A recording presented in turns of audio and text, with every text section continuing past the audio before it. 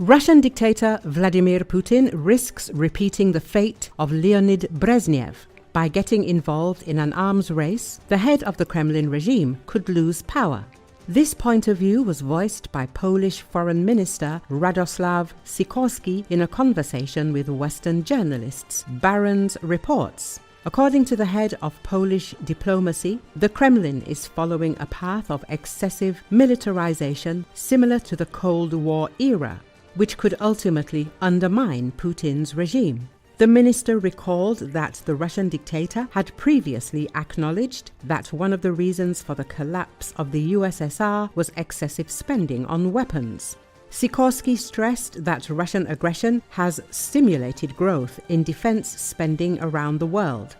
In response, Putin will now be forced to spend even more on the military. We hope that the result for the regime will be the same. We are talking about the collapse of the USSR. The head of the Foreign Policy Department added. Earlier, the Stockholm International Peace Research Institute reported that military spending in Europe, including Russia, increased by 17% in 2024 and reached $693 billion. The day before, at the NATO summit in The Hague, a decision was made on the largest increase in defense spending since the end of the Cold War, up to 5% of GDP. As reported earlier, the State Duma acknowledged that the fundamental factor in the collapse of the USSR was the economy and allowed a similar scenario to be repeated in modern Russia.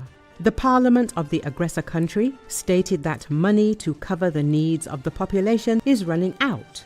The head of the State Duma Committee on Budget and Taxes, Andrei Makarov, speaking at an economic forum in St. Petersburg, acknowledged that the fundamental factor in the collapse of the USSR was the economy and predicted a similar fate for modern Russia.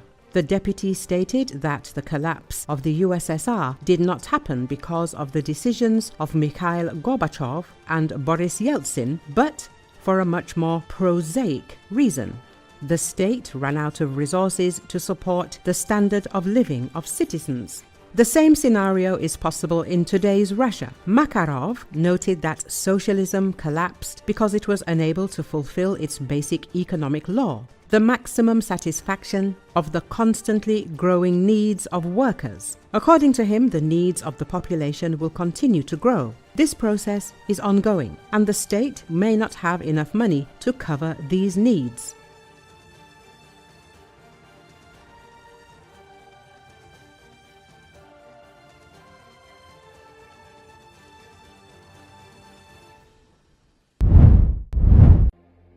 Israel's Air Force carried out intense airstrikes Friday in the south of Lebanon in what the Israeli military said targeted underground assets of the militant Hezbollah group.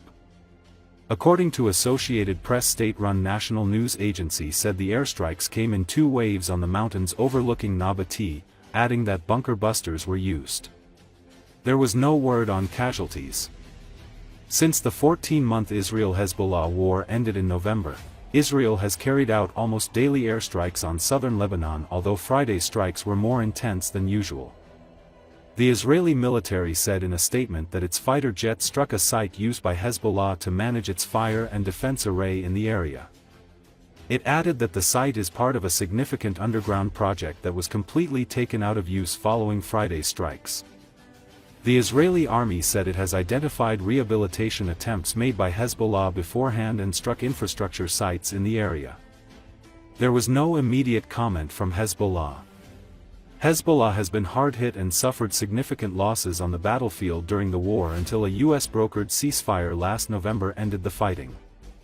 The Hezbollah-Israel war left over 4,000 people dead in Lebanon and caused destruction worth $11 billions. In Israel, 127 people, including 80 soldiers, were killed during the war. Part of the ceasefire deal, Hezbollah was pushed away from areas bordering Israel in South Lebanon and is not allowed to have armed presence south of the Litani River. Friday's airstrikes were north of the Litani River.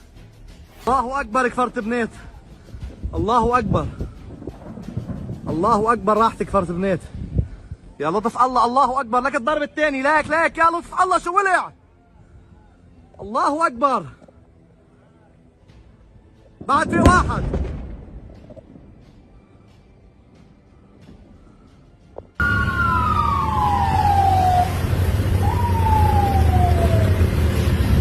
هم دويل عدينا كلها. لاك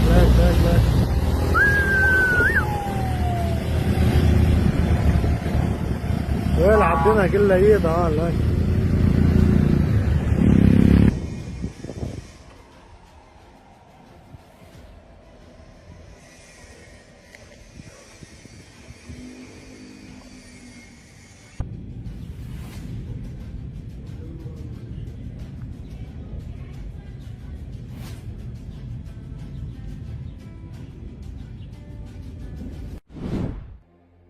Iran's supreme leader Ayatollah Ali Khamenei said on Thursday his country had delivered a hand slap to America's face and warned against any further U.S. attacks in his first public comments since a ceasefire was declared with Israel. According to Associated Press, Khamenei spoke in a video broadcast on Iranian state television, his first appearance since June 19, looking and sounding more tired than he did only a week ago. He told viewers that the U.S. had only intervened in the war because it felt that if it did not intervene, the Zionist regime would be utterly destroyed. But he said that the U.S. achieved no gains from this war.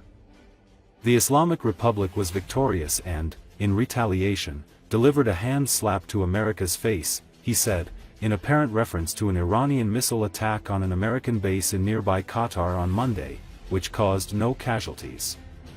Khamenei warned that such an action can be repeated in the future, too, saying that Iran has access to key U.S. centers in the region and can take action whenever it deems necessary.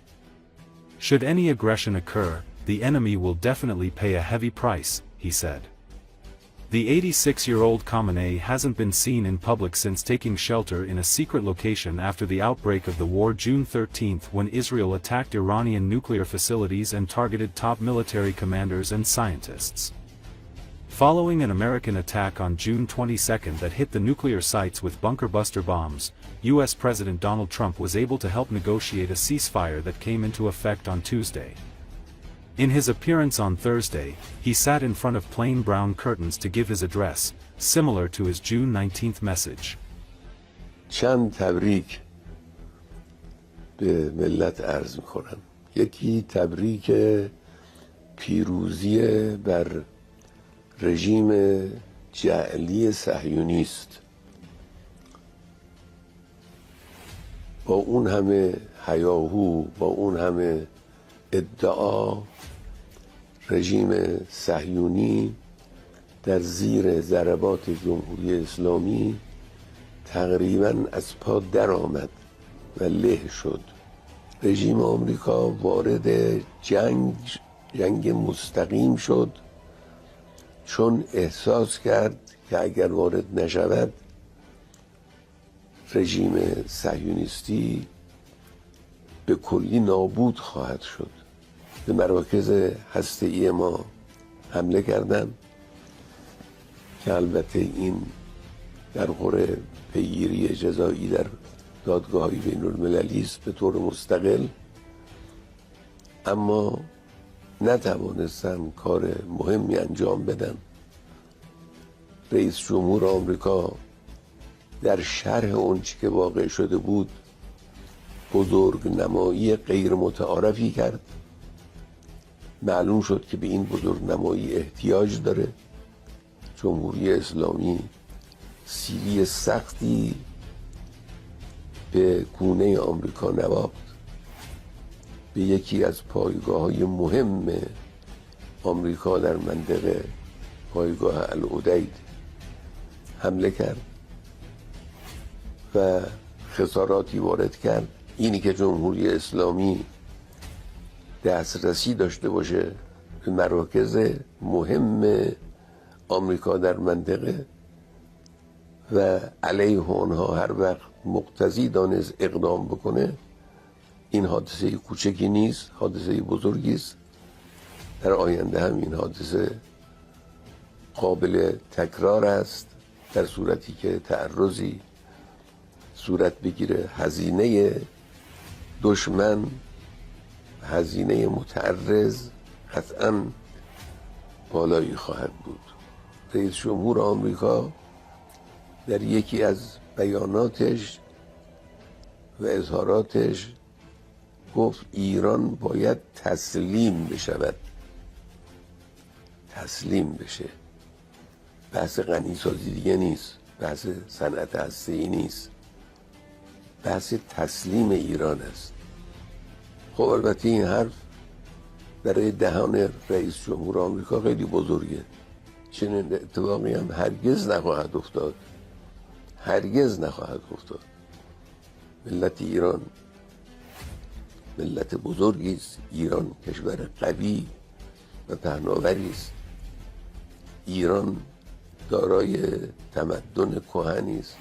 اینی که ایران رو کسی توقع کنه که تسلیم کشور دیگری بشه، این یکی از اون مهملگویی های غلطی است که یقینا مایه استهزاء افراد خردمند و افراد دانا واقع خواهد شد.